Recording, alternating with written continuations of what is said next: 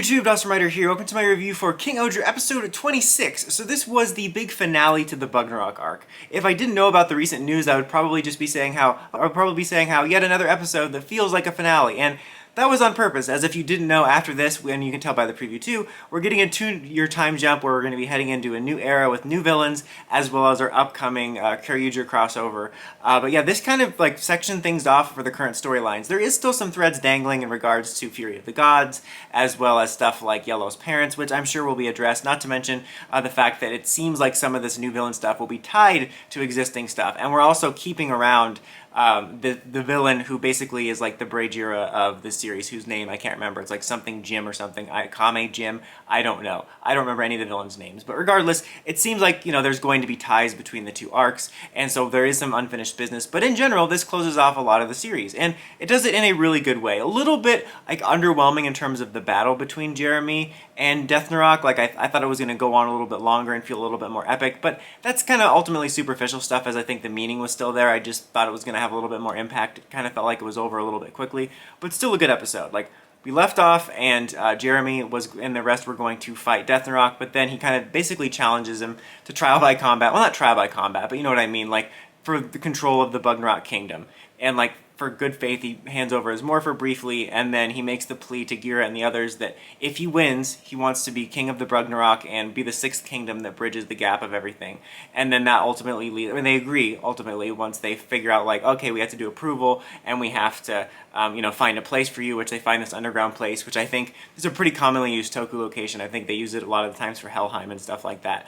But when they do that, they find out more about the history of the Bugnarok. You know, we've been hinting at that there wasn't such a clean story in the past. Like, it wasn't so much like, you know, the series being very, like, medieval and stuff lays out a very classic tale of, like, oh, the 5 kings saved us from the invaders. But we find out it wasn't so simple. And it's different than you think. I thought it was going to be, which I'm a little bit disappointed, I thought it was going to be legitimately maybe the Bugnarok weren't bad guys at all, and that it was actually the kingdoms that attacked or something. I thought that would have been interesting, and maybe there is still a degree to that, we don't know. But for the most part, it actually just seems like the Bugnarok were actually, we find out, very humanoid-esque creatures. They weren't exactly human, but they were closer to human in terms of how they looked.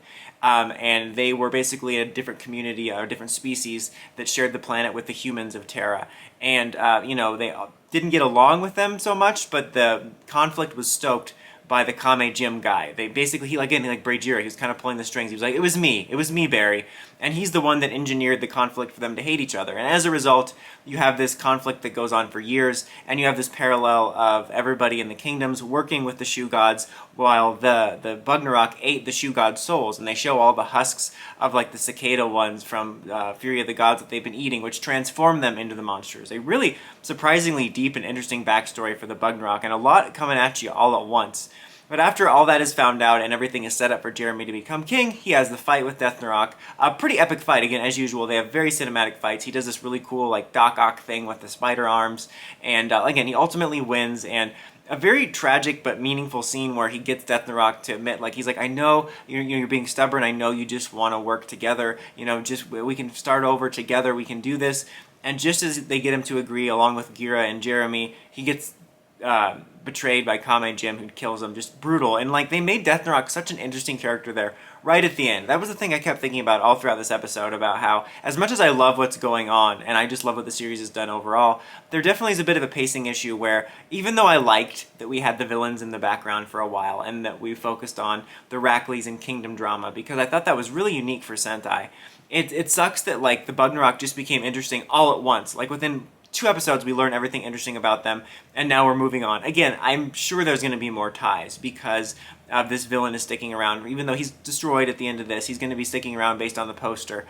So I'm sure there's going to be ties to it, and, you know, with the Bugnarok now being a part of the kingdom, the Bugnarok aren't gone completely.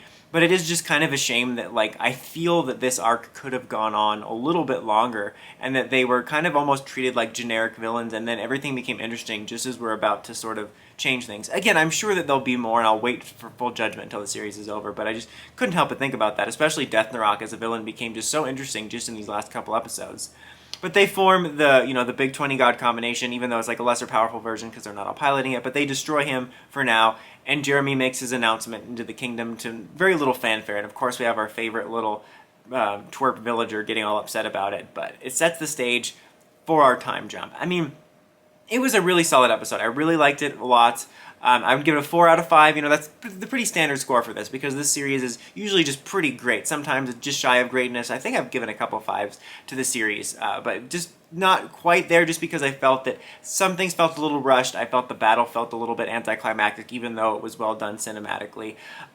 It is funny, though, I have to say, like, I'm two minds on this. Like I said, I think that there was an opportunity to maybe have a little bit more time with this Bugnarok arc or seed elements of this story more throughout the series. But I do have to say, King-ohger has kind of demonstrated multiple times that it's very possible to tell a Toku series in a smaller amount of episodes. Like, tweak some things here and there. This could have been a solid 26 episode series. Like, obviously I'm not wanting it to end, and I'm really excited the way we're doing things differently and moving on to another arc and doing things differently. I would actually love to see Sentai do stuff like that more often, where you have multiple arcs and change in status quos.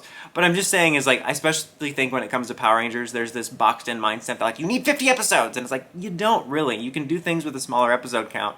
And I think on a couple occasions where King-ohger has felt like a conclusion, it kind of demonstrates that it could easily be a series finale. But despite the fact that there were some rushed elements and a couple things left dangling, I did feel that this was rather satisfying. Like, I was kind of curious, like, how are you going to wrap up all this Bugnarok stuff, including the questions about their past so quickly? And even though there is still some questions there, I think the added context of what the Bugnaroks used to be and how they became what they are really did offer a nice sense of conclusion to this story for now, and it has me really excited for this next arc. I'm going to try to keep my open mind about the Kyoryu Red stuff. I'm admittedly in this place now where I'm dreading that part a little bit because of the Toku crossover aspect, but I'm also legitimately curious how it's going to tie in, and I think we're like in this territory where I'm honestly not sure what's going to happen. You know, as I mentioned with just the status quo of the series for the villains, the medieval backstory has this very cliche backstory, but things went down very differently, and that's kind of the way this is with Sentai, where usually, as I've mentioned I think in a couple reviews past, with Sentai, once you know the general premise, you can kind of guess where things are going to go, but I honestly have no idea where things are going to go from here, and I'm really excited. But yeah,